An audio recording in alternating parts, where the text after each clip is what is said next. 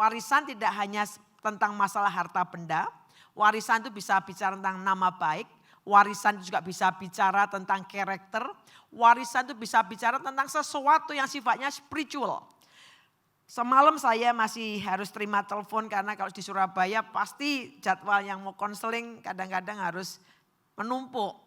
Dan kemarin saya harus mengkonseling secara telepon karena waktu saya yang tidak ada. Jadi dia menceritakan tentang seorang perempuan di mana perempuan ini sekarang harus dirawat di satu rumah sakit jiwa. Dia cerita runut ceritanya bagaimana anak ini dibesarkan dari keluarga yang amburadul. Keluarganya divorce, bercerai dan kemudian mamanya sendiri nitip-nitipin dia. Saya melihatnya itu seperti sebuah barang ya, ini jiwa jadi dititipin maknya lah, ditarik lagi, nanti dititipin lagi.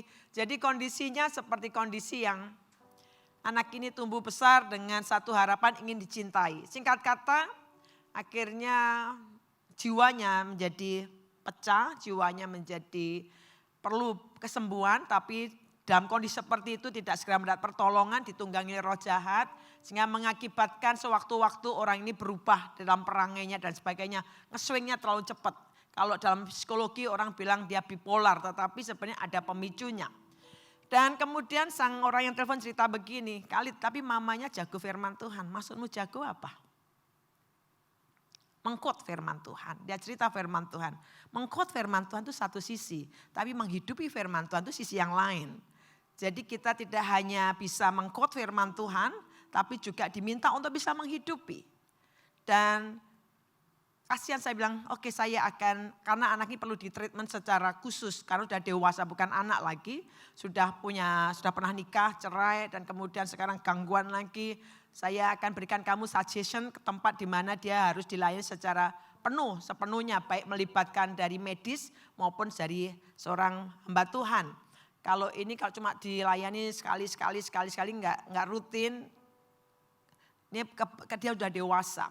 Bapak Ibu kalau kita ngelihat begini mungkin kita bilang orang tuanya mewariskan sesuatu yang jelek. Karena keluarga yang broken home. Tapi apakah keluarga yang broken home anak-anaknya pasti begitu? Saya nggak yakin, saya bilang tidak. Karena ada banyak orang yang lahir dari keluarga broken home, tetapi karena anugerah Tuhan dan kemudian hidup sesuai firman Tuhan, hidupnya jadi blessing bagi banyak orang. Jadi mungkin Bapak Ibu dengan saya tidak bisa milih dari mana keluarga kita berasal. Kita tidak bisa milih dari keluarga apa kita ini dilahirkan. Kalau kita mau milih kan lebih baik lahir dari keluarga yang quote and quote keluarga yang perfect, yang keluarganya baik. Tetapi faktanya sampai hari-hari ini yang sekarang jadi masalah tentang fatherless. Ada bapak secara fisik tetapi tidak berfungsi. Sehingga mengakibatkan keluarga itu disfungsi. Fatherless. Dan saya akan tunjukkan satu kisah John Lennon yang seusia saya pasti pernah tahu lah namanya John Lennon ya. John Lennon ini terkenal dengan lagunya Imagine, Hey Jude. Lagunya macam-macam. The Beatles sangat terkenal. Dan John Lennon punya anak yang bernama Julian Lennon. Julian Lennon pada waktu bapaknya meninggal terima warisan yang sangat besar. Sebesar 550 juta US dollar itu gede sampai hari ini juga gede. Pada saat itu aja udah gede apalagi sekarang. Nggak percaya belikan kerupuk penuh ruangan ini ya. 550 juta US dollar jumlah yang sangat besar. Belum lagi royalti dari 2 album lagu Imagine dan Love and Peace.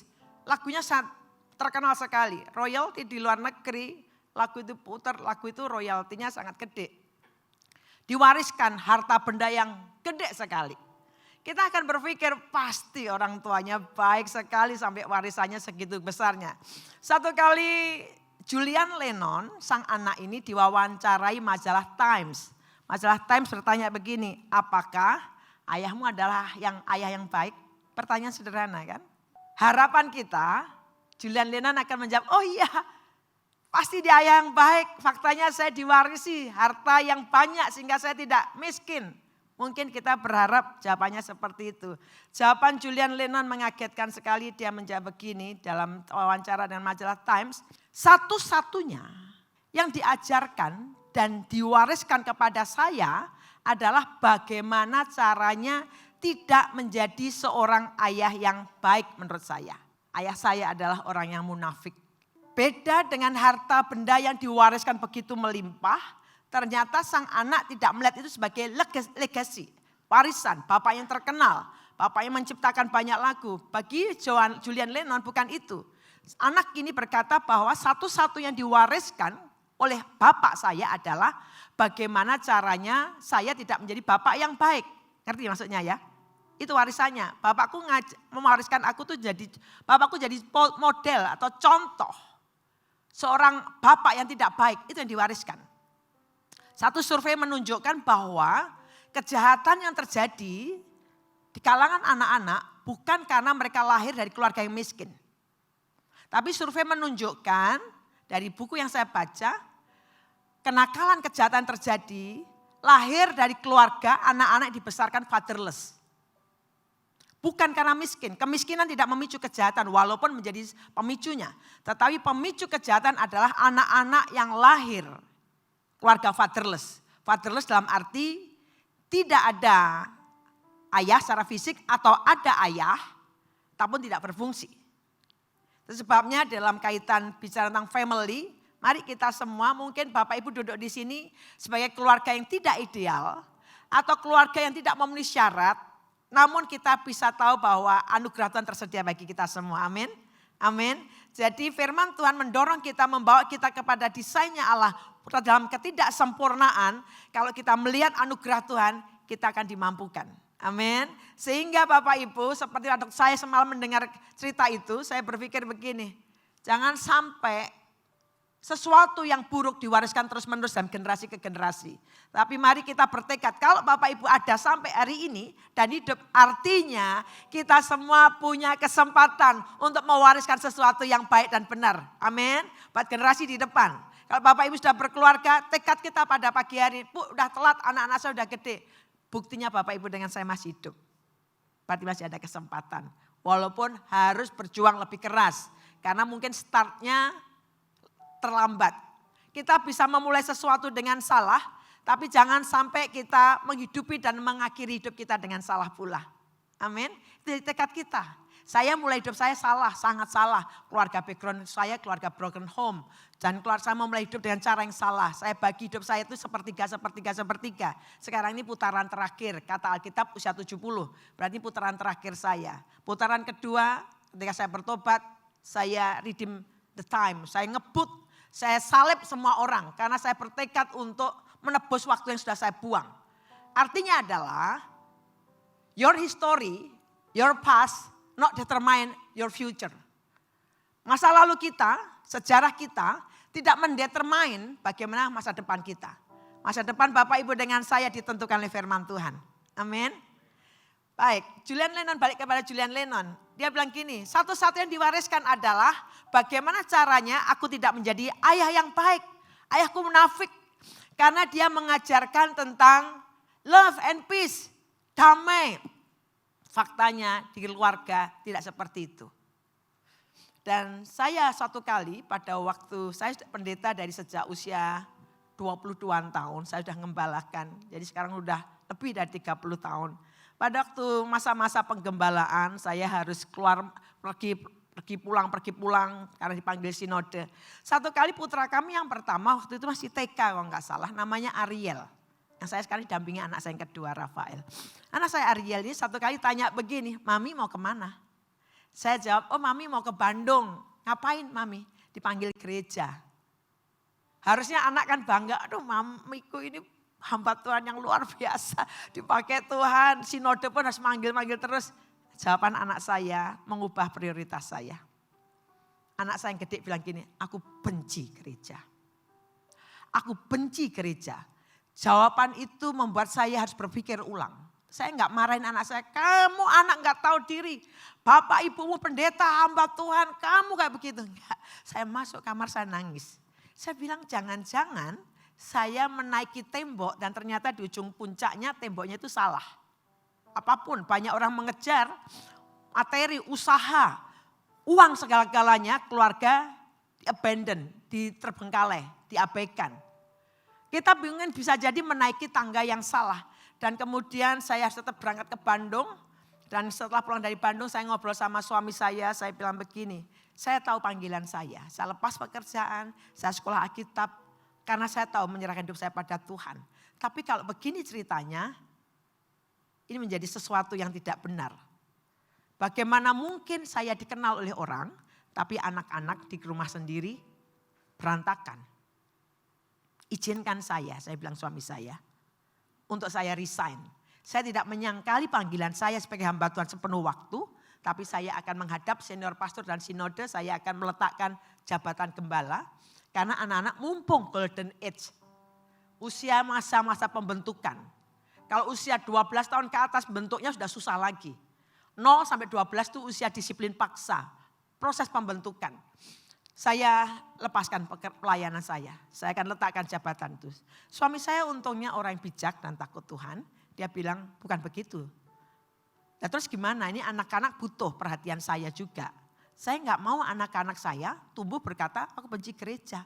Bapak ibunya dikenali tapi anaknya berantakan. Terus kemudian saya bilang oke deh saya part time saja deh. Toh part time kerjaan saya juga bisa secepat orang-orang full time. Saya bisa kerja dengan tepat dengan target terpenuhi. Saya akan masuk beberapa hari tertentu, selebihnya saya urus anak. Suami saya bilang, enggak begitu juga. Harus bagaimana? Kan kita tahu anak itu berkat, bukan beban. Artinya kalau berkat Tuhan titipkan pada kita, bukan menghalangi atau membebani kita di dalam berkarya untuk Tuhan. Ya kita datang pada Tuhan minta hikmat, bagaimana caranya menghandle ini semua. Nah, kami berdoa dan kami harus memutuskan, menyiasati, tidak perfect tapi menyiasati. Lelah ya. Jadi kalau masa-masa anak-anak masih kecil, lelah sangat.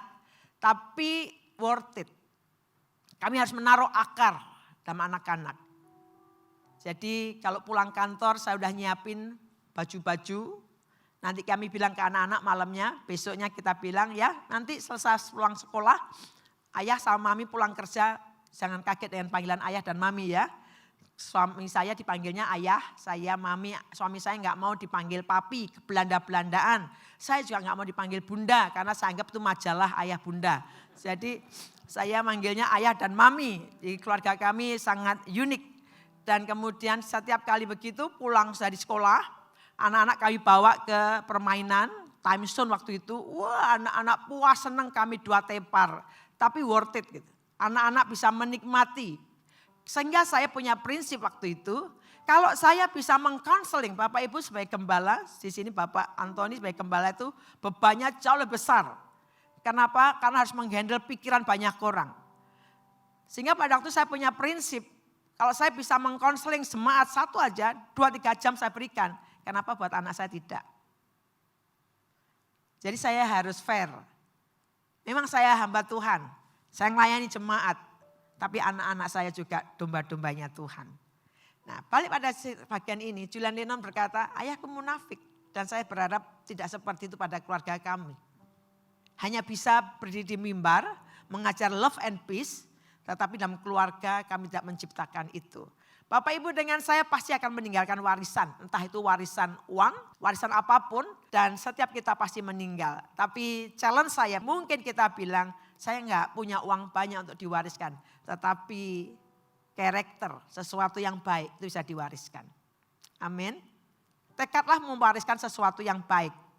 Dan kita akan lihat satu bagian firman Tuhan. Keluarga ini tidak ideal. Kenapa tidak ideal? Bapaknya, suaminya papa dari Timotius ini orang Yunani. Pastilah juga bukan orang yang satu iman. Tetapi kondisi yang tidak ideal bukan menjadi excuse, alasan untuk kita tidak mewariskan sesuatu yang baik. Amin. Apapun kondisi kita, walaupun tidak ideal, kita harus bertekad kuat mewariskan, memberikan warisan rohani kepada anak-anak kita dan keturunan di depan kita. Kita akan lihat kepada 2 Timotius 1 ayat yang ke-5. Sebab aku teringat akan imanmu yang tulus ikhlas, yaitu iman yang pertama-tama hidup di dalam nenekmu Lois dan di dalam ibumu Yunike, dan yang aku yakin juga hidup di dalam dirimu. Ini 3 generasi. 3 generasi bisa menurunkan berkat yang baik. Tapi 3 generasi pun kalau tidak takut akan Tuhan menurunkan sesuatu yang buruk juga. Kalau Bapak Ibu perhatikan banyak organisasi atau perusahaan biasanya ya, in general biasanya tidak selalu, makanya banyak sekarang orang-orang berlomba-lomba belajar banyak bagaimana supaya generasi ketiga tetap memiliki kualitas dan visi yang sama. Generasi pertama memiliki visi. Generasi pertama menangkap maksudnya apa visi itu ada untuk organisasi itu, untuk perusahaan itu, atau untuk gereja, dia nangkep. Dia hidup dengan value-value, dia turunkan kepada generasi kedua. Tapi biasanya kepada generasi ketiga tidak terjadi komunikasi melanjutkan itu, biasanya organisasi di generasi ketiga goyah. Biasanya. Dalam keluarga juga begitu. Kakeknya luar biasa, mungkin ayahnya luar biasa, tapi kalau tidak bisa mewariskan rohani kepada bawahnya, generasi ketiga biasanya goyah. Tapi di bagian ini kita melihat 3 generasi, Lois, Eunike, Timotius. 1 anak laki yang dibesarkan di antara 2 perempuan yang takut akan Tuhan. Tidak ideal, tidak ideal. Tetapi ketidakidealan ini tidak menghalangi kita untuk memberikan warisan rohani. Katakan amin. Bapak Ibu kok lemes ya? Amin. Amin. Merespon begini membuat suasana jadi Bapak Ibu semangat. Jadi ngantuknya jadi bangun. Saya akan tunjukkan gambar pondasi. Bicara tentang spiritual legacy, banyak orang tidak ingin berurusan dengan sesuatu yang sifatnya fondasi. Fondasi nggak nampak, kita selalu ingin rumah itu segera terbentuk dan jadi. Fondasi nggak kelihatan. Di dalam hidup kita banyak orang ingin cepat-cepat nampak di luar, tapi fondasinya tidak dibangun. Kita harus punya prinsip pada waktu anak-anak dengan kita beri akar. Beri akar yang kuat. Sehingga pada waktunya dia terbang, beri dia sayap. Jangan sampai harusnya dia terbang, kita perlakukan dia terus, digandolin terus seperti anak kecil. Ada waktunya anak itu diberi akar, tapi ada waktunya juga diberi sayap. Terbang, izinkan apa yang sudah kita tanamkan, kita bisa melihat apakah itu bertumbuh atau tidak. Pondasi ini penting sekali. Dalam hidup kekristenan, Bapak Ibu dengan saya mungkin kita bilang terlambat. Seperti banyak orang memulai dengan waktu yang terlambat, tapi kalau Bapak Ibu dengan saya masih hidup berarti belum terlambat. Beberapa waktu yang lalu saya ketemu dengan satu keluarga. Keluarga ini bermasalah dengan anak pertamanya masih kecil, masih umur sekitar di bawah 10 tahun. Anak ini kalau tantrum, tahu tantrum ya, jadi ekspresi yang berkelebihan biasanya dari kecil dibiasakan dituruti terus. Dituruti terus sehingga kalau pada waktu dia enggak dipenuhi, dia ekspresinya macam-macam, tangisan, teriak-teriak karena dia tahu itu senjata yang ampuh untuk membuat orang tuanya memenuhi. Anak ini sampai pada posisi kalau di sekolah, tantrumnya itu kasar. Sampai dipegang 2 gurunya, dia teriak-teriak gurunya karena kebiasaan dari kecil, dari sejak masih belum waktunya pegang gadget, udah dipegangin gadget. Nangis dikit kasih gadget, makan kasih gadget, sehingga dia akrab dengan gadgetnya. Sehingga membuat anak ini selalu meminta gadgetnya. Dan singkat kata, akhirnya sang ibunya sadar, pelan-pelan ditarik gadgetnya, berontak. Bukan sesuatu yang mudah, tetapi itu harus dilakukan demi kebaikan anak ini. Singkat kata saya bilang begini, saya ngobrol suaminya, saya bilang kamu sebagai papa, imam, bawa anak-anakmu untuk devosi keluarga. Devosi keluarga itu bukan sesuatu yang menakutkan, harus duduk tegang. Enggak begitu. Biar anak-anak juga menyukai devosi keluarga. Kamu sebagai suami, Kak Lid, aku gak bisa doa. Saya tidak tanya kamu bisa doa atau enggak. Ngelit, memimpin. Memimpinnya sederhana, bilang gini, ayo boys, come on anak-anak, kita waktunya doa. That's it, cuma begitu. Sehingga anak-anak tahu, papaku ngajak doa. Kalau toh nanti pembagiannya kayak apa, kamu atur aja di keluarga itu. Singkat kata saya bilang, kamu lakukan itu. Nanti anak-anak pun akan melihat, merespek kamu. Kalau enggak nanti kamu enggak direspek dalam keluarga. Banyak kali orang ngeluh, anak-anak saya kurang ajar dengan saya. Mungkin cara kita ngasuhnya. Mungkin Bapak Ibu ya mungkin. Walaupun bukan sepenuhnya. Baik, kita akan lihat bagaimana akar yang ditanamkan oleh 2 orang ini. Lois dan juga Eunike ditanam pada Timotius ini. nampak sekali pada waktu kecil diberi akar, pada waktu gede diberi sayap. Karena pada waktu Timotius dewasa menjadi seorang gembala, surat Rasul Paulus pada Timotius ini beda. Timotius ini orangnya lebih banyak minder. Nampak dari surat-surat Paulus. Rasul Paulus berulang-ulang berkata begini, kobarkan karunia yang ada padamu yang kamu peroleh lewat penumpangan tangan maupun lewat nubuat. Selalu begitu, mengingatin terus Timotius. Beda surat Paulus kepada Titus, beda sekali. Timotius itu kemungkinan banyak mindernya. Mungkin ada banyak yang dia alami. Nah tapi pendidikan firman Tuhan kepada Timotius kecil ini pada waktu gede nampak. Bapak Ibu kalau anak-anak kita masih kecil-kecil buat salah, jangan Bapak Ibu putus asa seolah-olah gagal semuanya. Saya kasih ilustrasi begini, kita buat roti bantat kita buang. Tapi kalau anak bantat masa dibuang, enggak kan? Jadi kita masih ada waktu. Saya bilang gini, seumur hidup saya enggak pernah merasa gagal sebagai orang tua. Tapi kerjaan saya adalah mendidik anak-anak. Sesuai firman Tuhan, katanya didiklah anak menurut jalan yang patut baginya. Ada pengajaran tertentu usia segini, apa yang harus dilakukan usia segini. Bapak Ibu kalau kita punya anak, mari kita bersuka cita belajar bagaimana mendidik anak. Sehingga anak-anak kita tumbuh menjadi berkat bagi banyak orang. Dan nampak sekali Timotius ini didikan orang tuanya menurut saya, didikan nenek dan orang tuanya menurut saya berhasil. Karena nampak dari dua tantangan yang dihadapi Timotius dan Timotius melewatinya dan dia dikuatkan oleh Rasul Paulus. Timotius bisa menghadapi tantangan penganiayaan, itu tertulis dalam kitab Timotius, 2 Timotius pasal yang ketiga. Dikatakan begini, ini tantangan pertama yang dihadapi Timotius. Engkau telah ikut menderita penganiayaan dan sengsara seperti yang telah kuderita di Antioquia dan di Ikonium dan di Listra. Semua penganiayaan itu kuderita dan Tuhan telah melepaskan aku daripadanya. Memang setiap orang yang mau hidup beribadah dalam Kristus Yesus akan menderita aniaya. Bapak Ibu, ketika kita taruh pengajaran firman, didikan firman dari sejak dini, memberikan akar pada anak-anak kita, sehingga pada waktu dia tumbuh besar dalam lingkungan, di mana Bapak Ibu harus memperlihatkan anak-anak lingkungan dunia ini bukan seperti yang dia bayangkan. Dunia yang jahat, penuh dengan trik, penuh dengan tipu daya.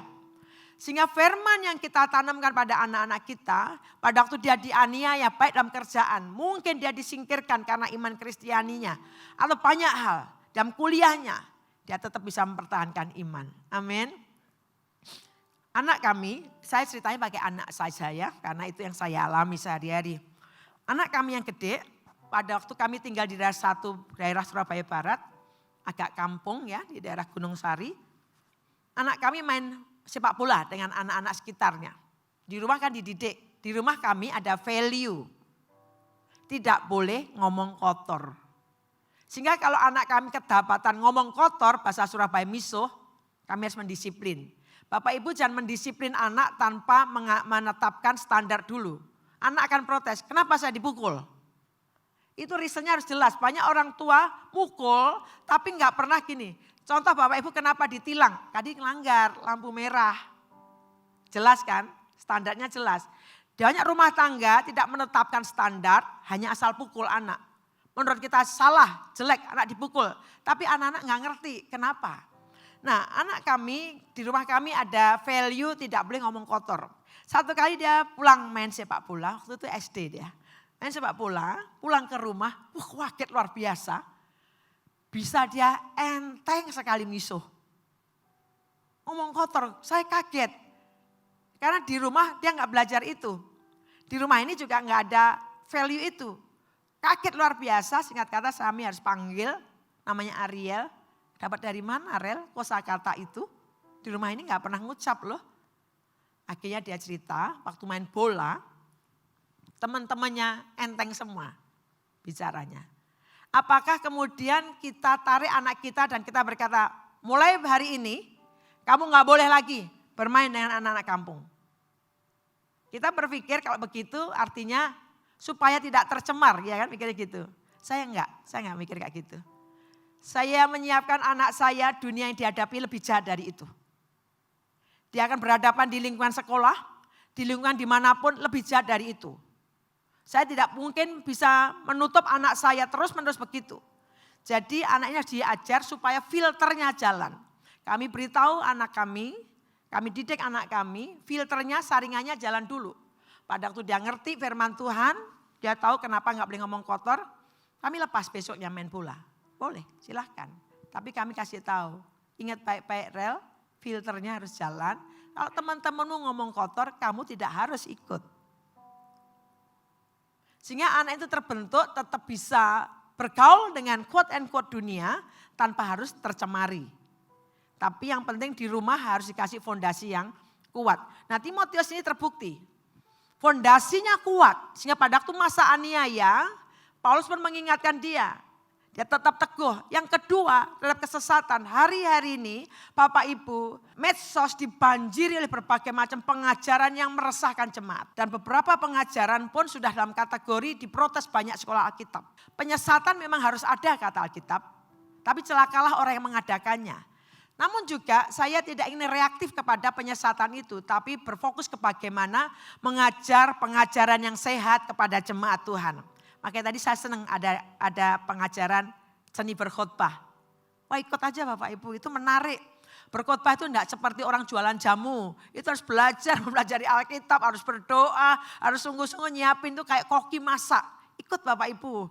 Bukan supaya kita jadi pengkhotbah, tapi tahu bagaimana susahnya mempersiapkan. Dan kemudian nanti kalau ditanya orang, at least sedikit paling enggak kita bisa jelasin. Ya. Jadi kita lihat Timotius bagaimana dia bisa menghadapinya. Kemudian saya akan bawa Bapak Ibu pada 2 Timotius pasal 3 ayat 14. Tetapi hendaklah engkau tetap berpegang pada kebenaran yang telah engkau terima. Dan engkau yakini dengan selalu mengingat orang-orang yang telah mengajarkannya kepadamu.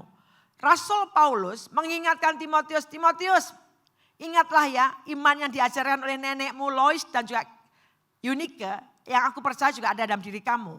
Paulus mengenal itu. Yang kedua, Paulus mengingatkan, ingat semua pengajaran yang telah kamu dengar. Bapak Ibu, perhatian baik-baik. Kalau Bapak Ibu selama ini berjuang telah mengajarkan anak-anak kita. Roh Kudus memiliki kemampuan untuk mengingatkan apa yang telah diajarkan. Jangan bosan mengajarkan. Kita bilang bosan. Kadang-kadang ada orang tua datang ke saya. Bosan kali ngajari anak-anak saya kok nggak ngerti-ngerti. Saya tambahin begini, bosan ya. Untung loh Tuhan kita nggak bosan, kita yang dewasa ini dikhotbahi hal yang sama berkali-kali aja. Nggak sadar-sadar tetap begitu terus. Nggak juga ya Bapak Ibu, ya kan? Diajari yang sama aja nggak berubah-berubah. Nah Alkitab mengajarin kepada Timotius supaya dia memegang kepada pengajaran yang dia pernah dengar. Bagaimana tetap tinggal dalam kebenaran firman Tuhan, saya akan bawa Bapak Ibu kepada bagian 2 Timotius 3:15.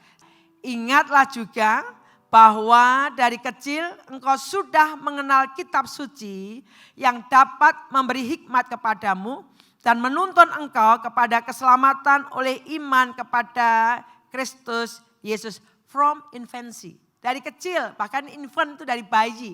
Secara adat Yahudi itu pasti iya dari bayi, dari kecil, dari 8 bulan, 8 hari aja sudah disunat. Dari sejak dini sudah diperkenalkan kepada Taurat, pada Bapak Ibu dan saya. Seringkali kalau saya bilang pada orang-orang yang hamil, ngomong anakmu, bicara firman Tuhan, perkataan firman Tuhan. Masa bisa ngerti kali telinganya dia, walaupun dia dalam kandungan, manusia rohnya pun bisa merespon. Manusia roh diberikan rohani. Bapak Ibu dengan saya yang belum punya anak atau belum menikah, tekadlah kuat. Didik anak-anak kita di sejak dini, sejak kecil dan firman Tuhan. Didik kasih firman Tuhan. Kalau ternyata anak-anak kita sudah besar, aduh telat ya dulu saya tidak makan begitu. Enggak ada salahnya dimulai. Bu, udah puluhan tahun anak-anak udah gede. Lebih baik memulai. Saya pernah dampingi satu keluarga anak besar-besar. Mereka tidak terbiasa untuk ada satu devosi. Saya bilang enggak ada salahnya. Bawa anak-anakmu panggil. Yuk kita memulai sesuatu yang baik di rumah ini. Kita kumpul yuk doa sebentar. Jangan lama-lama supaya anak-anak senang. Bapak Ibu ingat dari kecil.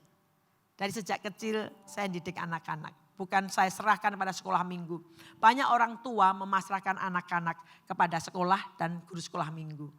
Tanggung jawab pendidikan anak ada di tangan orang tua.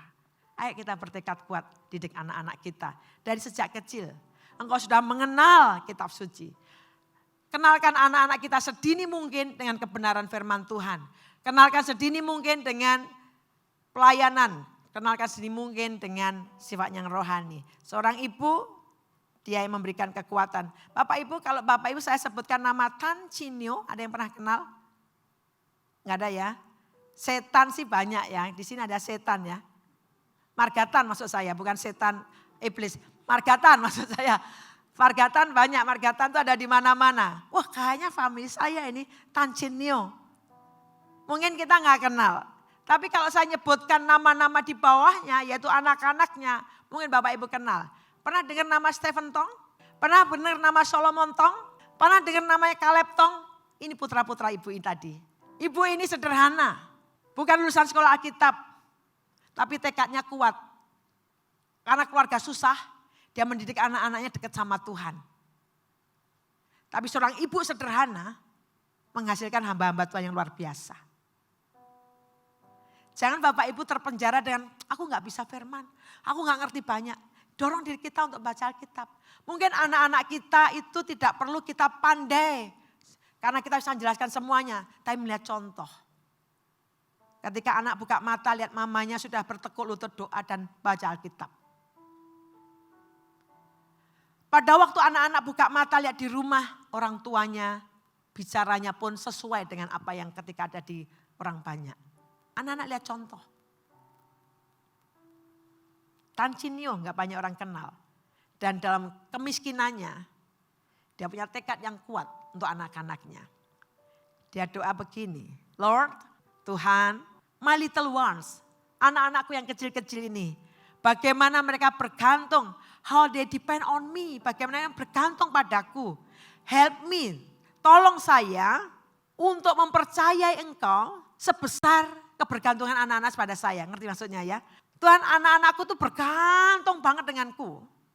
Dan aku berharap bahwa ajari saya supaya aku bisa bergantung sepenuhnya pada engkau. Karena hidupnya susah. Membesarkan anaknya sangat banyak, susah. Tapi doa ibu ini dan ketekunannya, tekadnya menghasilkan hamba-hamba Tuhan yang luar biasa. Dan saya akan tutup dengan bagian ini, bagian 2 Timotius 3. Ingatlah juga bahwa dari kecil engkau sudah mengenal kitab suci yang dapat memberi hikmat kepadamu dan menuntun engkau kepada keselamatan oleh iman kepada Kristus Yesus. Kalau Bapak Ibu punya anak-anak, tuntun mereka. Sampai mereka berjumpa dengan Sang Firman, yaitu Kristus Yesus. Mengalami pertobatan sejati, berjumpa dengan Tuhan.